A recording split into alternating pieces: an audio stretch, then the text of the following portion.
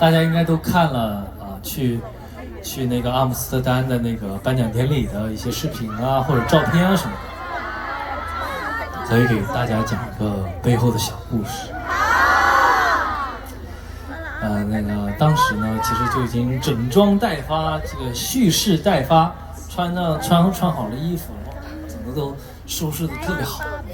可是呢，这个典礼呢，其实是如果在现场的朋友的话，知道就是滞后了。那滞后了以后呢，其实我们已经在现场的附近了，坐在车上。然后呢，这时候我就心想那个颁奖典礼没什么经验，没在国外参加过，不知道要开多久。我说那要不然那个先去吃一点东西垫一下。然后于是我就跑到了旁边的那个一个餐厅，就大概离现场可能100米吧，100米的一个餐厅，我就很忐忑的坐下来，因为不知道什么时候人家喊你，你就得过去，对不对？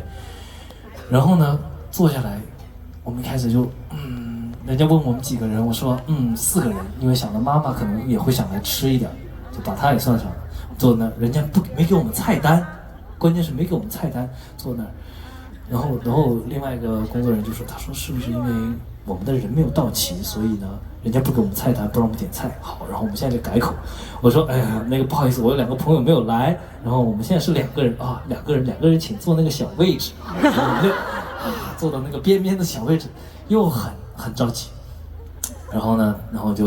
又说那个能不能给我们菜单啊，或者什么东西，我们要点菜啊。然后这个时候人家稍微有点不开心了，他说你们慢一点，不用那么着急，吃饭就应该慢慢的吃，好，等会儿我们会给你的，好不好？哎呀，这其实你知道，从这一点你就能看出来，其实在国外大家都会发现，就是国外来说，我出来吃饭是个很重要的事情，而且我会留足够的时间。就是在我的感觉里面，就是说我如果有工作或者今天就很匆忙，很多时候就是匆忙垫付，就是垫一口，就是这样的感觉。我坐那果不其然，刚合上菜单，研究完这是什么菜研究完然后点好了，电话来了，说哎这边现在可以进场了，需要我了。说那怎么办呢？那能不能催一下呀？还没交钱，人家也不着急收钱的。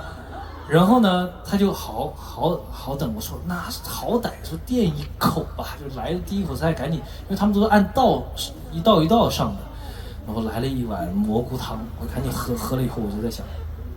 我说那怎么办呢？饭也没吃着。然后你们说对，我就问他们，我说能打包吗 ？Take away， 是吧？我打包带走，不行，我们这里没有打包服务。那怎么办呢？后来我真的喝了一口清汤寡水的汤以后，我就跟我工作人员说，我说这样，把我们的翻译叫过来。我说我的英文水平不足以解决这个问题。我说这样，你先赶紧喊他过来了以后呢，让他坐在我们的位置上，慢慢的跟他解释今晚发生的东西，然后看看怎么解决这个问题，看看是我们买单结账打包，还是等会儿再来吃也好，看怎么解决。我就赶紧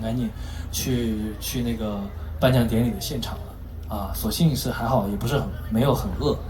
其实就说明了一个怎么说呢，就是说我觉得是一种文化的差异吧，就是说我们好像真的是生活经常，我在欧洲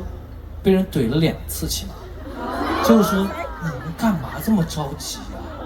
你们为什么要吃个饭？这个东西好像坐立不安，就吃一会儿马上就走。因为好像对我们来说，吃个饭可能1个小时差不多了，可能40分钟、半个小时就能解决。大家都好像特别忙，然后在那边吃个饭，你知道，你只要找个餐厅，看着人多一点，吃稍微好一点，人家都2、3个小时起，点杯红酒，是吧？这道菜喝什么酒，那道菜喝什么酒，就慢慢品，慢慢聊，他们也真的很能聊。就是这样的这一晚上，所以我也真是这次也是，妈妈也感受到了，就是我们呢就是感觉吃个饭特别的着急，所以呢，下次如果再要去工作的话，和外国的朋友，我一定要表现得非常的淡定，也饿也不说不饿，